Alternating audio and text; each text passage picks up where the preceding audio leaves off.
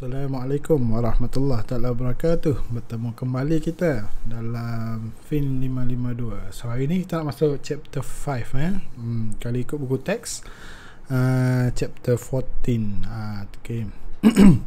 So previously kita dah tengok berkenaan dengan top down punya approach lah, which is first kita tengok yang country punya analysis, and then kita go kepada industry punya analysis. Okay, and then yang ketiga adalah company analysis ataupun stock valuation. So hari ni kita nak tengok yang paling ketara lah, yang paling penting. Kita nak pilih company mana kita nak invest, right? So kalau tengok dalam Bursa Malaysia kita ada around 900 company 900 company, nak pilih satu tu susah lah kan. So kita kena buat analisis dahulu sebelum kita nak pilih syarikat yang mana. So ini kita nak tengok company analysis. Okay, so kita dah tengok ekonomi dengan industri. Okay, so kita ada beberapa ciri berkenaan dengan company dengan saham, right? Ciri company dengan saham adalah berbeza. Ciri company dengan saham ada berbeza. So ciri-ciri ni dia terbahagi kepada 4. Yang pertama growth. So kita ada growth company dengan growth stock. Okay, so growth company ni apa? Dia cakap kat sini, have historically been defined as company that consistently experience above average increase in sales and earning. Okay, maksud dia kalau growth company ni, maksud dia company yang sales dia selalu meningkat year by year, dan juga dia punya profit selalu meningkat year by year. Tapi tak semestinya growth company ni melambangkan dia punya saham tu adalah growth stock. Okay, growth stock ni apa pula? Growth stock ni maksud dia higher rate of return than other stock with similar risk, right? Yang mana dia punya return tu lebih tinggi dengan berbanding dengan saham yang lain yang mempunyai risiko yang sama. Okay, yang kedua adalah defensive company and stocks.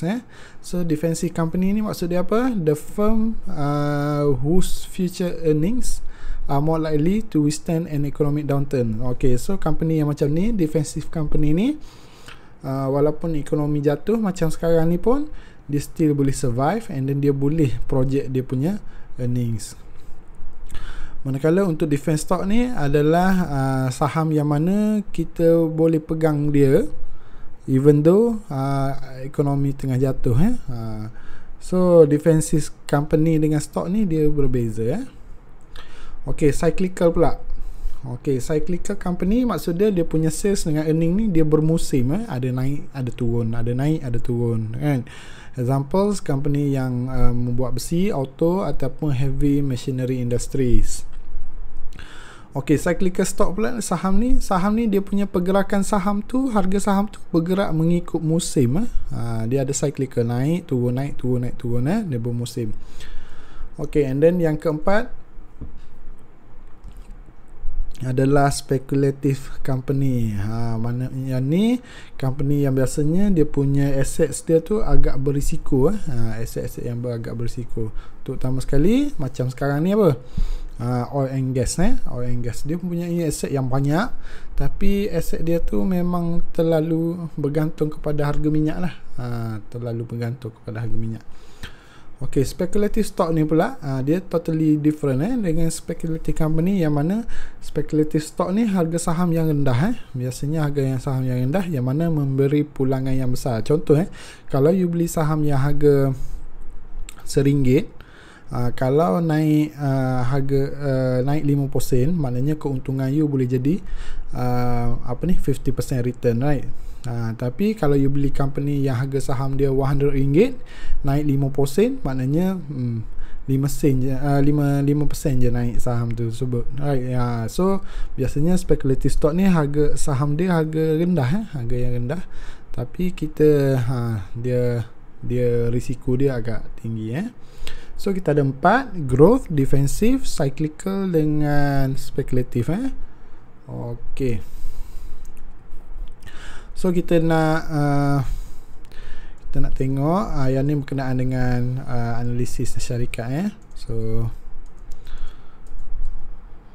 Okay, so company analysis ni biasanya bila kita nak pilih syarikat, perlu juga kita buat SWOT analysis, strength, weaknesses, opportunities and threat. Yang mana strength and weaknesses tu adalah dia punya internal punya factor, opportunity dengan threats tu adalah external punya factors. So you buat kajian dulu, apa kekuatan dia, apa kelemahan syarikat tersebut, apa peluang yang ada company tersebut, and then apa ancaman yang ada, right? So you kena kaji syarikat tersebut. Okay, yang ni Porter Porter suggest two major strategies. Ni strategi daripada Porter untuk pilih saham lah. Okay, so you boleh baca. Okay, yang ni daripada Peter Lynch. Peter Lynch ni adalah seorang investor yang terkenal juga, yang mana kalau you nak pilih company, biasanya ni lah dia punya ciri-ciri syarikat yang dia akan pilih. Firm product should not be faddish. Faddish ni maksud dia dah merudum. Okay, yang kedua, firm should have long run comparative advantage. So company yang ada advantage tu untuk jangka masa yang panjang, berbanding dengan dia punya pesaing. Okay, stabil dari sudut industri dan market. And then so company yang ada penjimatan, yang melakukan penjimatan. And then company yang buy back shares. Okay, yang dia beli balik saham syarikat dia. Okay, itu Flinch. So now kita nak tengok Warren Buffett pula. Warren Buffett. So ini ciri-ciri company yang dipilih oleh Warren Buffett. Okay, yang pertama business tenets. Tenets, which is ni syarat-syarat dia lah. Business tu dia faham ke tak business, dia punya background, dia punya business tu. And then, does the business have a consistent operating history? So dia punya sejarah dia macam mana syarikat tersebut. And then dia ada prospek tak untuk jangka masa yang panjang. Okay, and then Warren Buffett ni dia agak cerewet sedikit, dia tengok lebih mendalam lah. In term of management pun dia tengok. So dia tengok siapa yang handle syarikat tersebut, and then dia akan tengok management dia lah, macam mana dia punya pengurusan tu. So Warren Buffett ni agak cerewet sedikit. And then yang ketiga, dia tengok financial tenets, yang mana dia tengok dari sudut profit, sales, apa semualah berkenaan dengan financial punya kriteria. Okay, and then last kali adalah market. So tengok company tu dalam market tu macam mana, ada potensi ke tak. So ni ciri-ciri syarikat yang dipilih oleh Warren Buffett lah. Dia akan tengok 4 perkara tersebut. Alright, so now kita nak tentukan intrinsic value. Intrinsic value ni maksud dia apa? Intrinsic value ni maksud dia nilai syarikat tersebut. So kita nak tengok syarikat tu berbanding dengan harga saham dia. Kadang-kadang kalau kita kira intrinsic value ni maksud dia macam kita punya nilai lah. Kita punya penilaian terhadap syarikat tersebut. And then contoh, kalau harga saham dekat luar sana RM10, tapi bila you buat penilaian you dapat RM8, you nak beli ke tak nak? So saham tu agak mahal lah berbanding dengan you punya preference. Tapi kalau sebaliknya, kalau you nilai harga saham RM10, tapi bila you nilai dapat RM12, maknanya saham tersebut harga dia murah. Sebab you nilai RM12, orang kat luar sana jual dengan harga RM10 sahaja. So yang ni you boleh beli syarikat tersebut. So itu adalah maksud intrinsic value. So how to calculate intrinsic value? Kita ada 2 cara secara umum. Okay, cara yang paling common adalah present value of cash flows. Okay, cash flow ni maksud dia apa? Cash flow ni potensi untuk dapat duit daripada syarikat tersebut. Okay, yang and then present value ni maksud dia duit yang kita akan dapat pada masa depan tu kita bawa ke masa sekarang. Itu maksud present value. Ni prinsip time value of money lah. So dia ada 3 under present value of cash flow. Yang pertama present value of dividends, yang ni yang paling common, ramai yang guna yang ni. And then yang kedua adalah present value of free cash flow to equity, FCFE. And then yang ketiga kita ada present value of free cash flow, FCFF. Okey, itu yang common, yang biasa kita guna. Ada kalau investor realitinya kat luar sana, kebanyakannya dia guna yang kedua ni, relative valuation techniques, yang mana dia gunakan ratio lah. Dia guna ratio untuk membuat perbandingan syarikat tu worth to buy or not, right? Okey, so yang pertama dia ada PE ratio, yang kedua dia ada price cash flow ratios, yang ketiga price book value ratios, and then price to sales ratio. So ratio ni maknanya bukan calculate tu beli tak. Ratio ni kita calculate and then kita compare dengan syarikat lain, ataupun kita compare dengan industri, sama macam kita buat financial ratios lah. Kita compare biasanya. Okey, kita tengok satu je yang paling simple, present value of dividends. Okey, so dividend ni maksud dia apa? Dividend ni adalah pembayaran kepada pemegang-pemegang saham, pembayaran kepada pemegang-pemegang saham. So hanya pemegang saham sahaja yang layak dapat dividen, bondholder dia tak layak dapat dividen. Okey, company ni normally ada company yang constant, dia constant growth dia punya dividen, yang mana dia punya dividen tu berkembang sekata every year. Tahun ni naik 5%, tahun depan naik lagi 5%, tahun depan satu lagi naik lagi 5%. So yang ni kita panggil sebagai constant growth punya DDM lah. Okay, so yang mana rumusnya adalah D1, which is D1 ni maksud dia apa? D1 ni maksud dia dividend for next year, dividend for next year divided by K minus G. K adalah kita punya required rate of return, minus G adalah growth tadilah yang saya cakap 5% tadi kan. Manakala untuk D1 tu, dividend for next year tu, how to calculate, which is current punya dividend D0 times dengan 1 plus G. Okay, G tu stand for growth lah. Okay, okay, this one dia nak tunjuk how to get G tu lah. How to get G, tu ada pelbagai cara untuk dapatkan G. Manakala untuk K tu, K tu kita punya required rate of return, investor punya required rate of return. So ada calculation dia, yang paling biasa kita gunakan risk premium ni lah.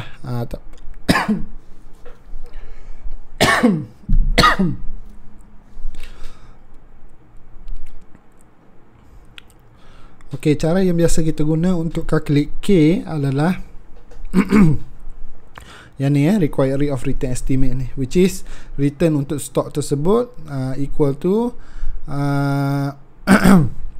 risk free rate plus dengan beta untuk stok tersebut, and then times dengan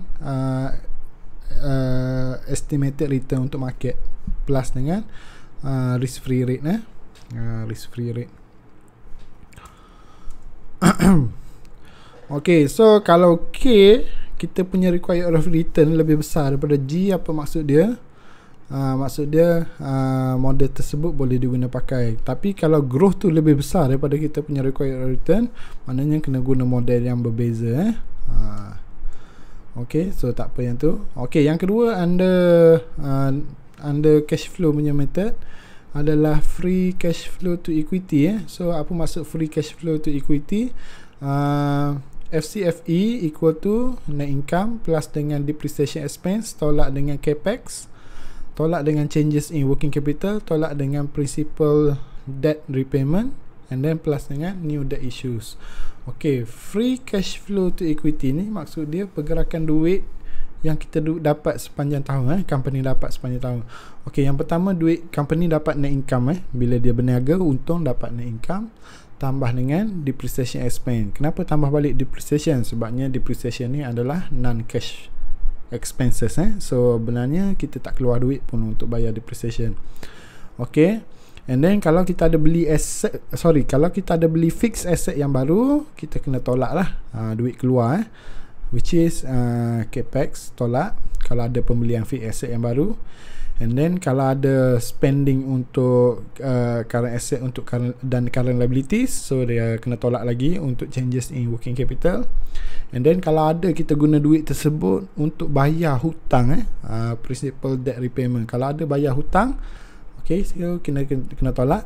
And then tambah dengan new debt issues. New debt issues ni maksud dia duit masuk. Kita berhutang lagi. Bila berhutang, duit masuk. So itu FCFE. So how to calculate value untuk company under FCFE. Dia sama macam dividend punya model tadilah. Cuma untuk D1 tu kita tukar jadi FCFE. So yang bahagi K minus G tu still sama lagi. Okay, and then yang ketiga adalah free cash flow yang biasa. Dia lebih kurang sama dengan FCFE tadi. Cuma yang ni FCFF ni EBIT tolak EBIT times dengan 1 minus tax rate.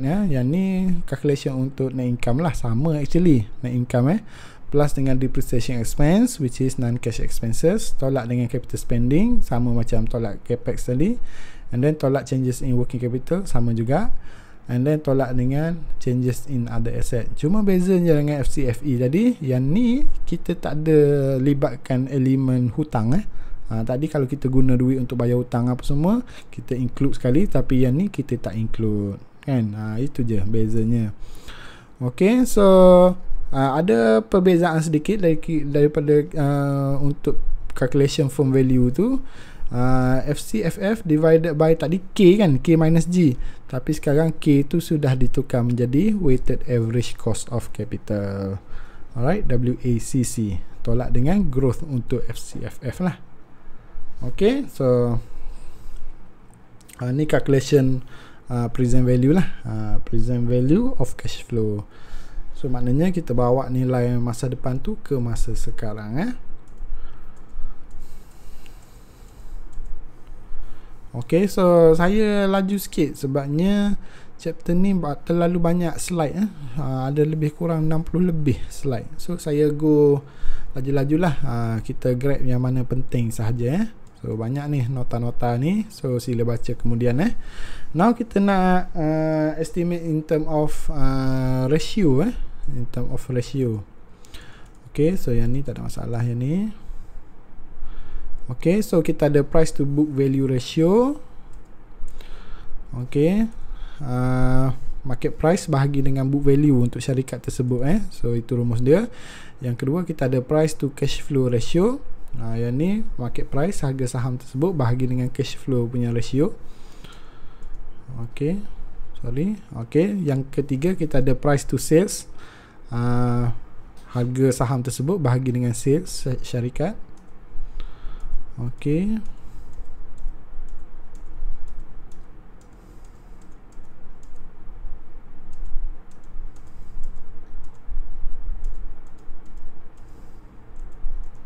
yang lain ni tak ada apa. Cuma satu saya nak bagi tahu berkenaan dengan PE ratio. PE ratio which is price earning ratio. Tak jumpa kat mana.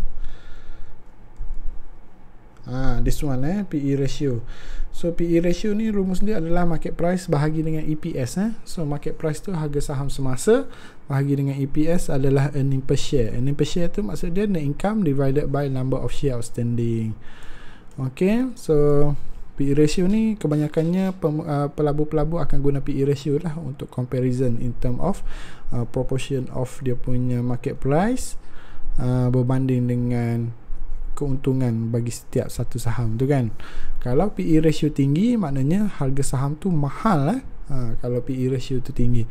Okey, kenapa mahal? Mesti ada sebab dia kenapa syarikat tersebut harga saham dia mahal. Tapi kalau PE dia rendah, maknanya orang tak nak beli saham tersebut dengan harga yang mahal. Right? So mesti something wrong lah dengan syarikat tersebut. So kalau kadang-kadang ada PE ratio sampai 30-40 PE ratio, which is dia punya harga tu 40 kali ganda berbanding dengan dia punya EPS. So yang ni so kena hati-hatilah, kemungkinan ada elemen risiko lah kat situ PE ratio. So PE ratio ni paling penting lah, yang paling common So yang lain tu dia cakap lah bila nak jual apa semua, influence of okay, efficient market apa semua. So yang ni boleh baca lah, tak ada apa pun yang ni. Alright. Okay, so itu sahaja daripada saya untuk chapter kali ni. Okey, wabillahi taufiq wa hidayah. Assalamualaikum warahmatullahi taala wabarakatuh.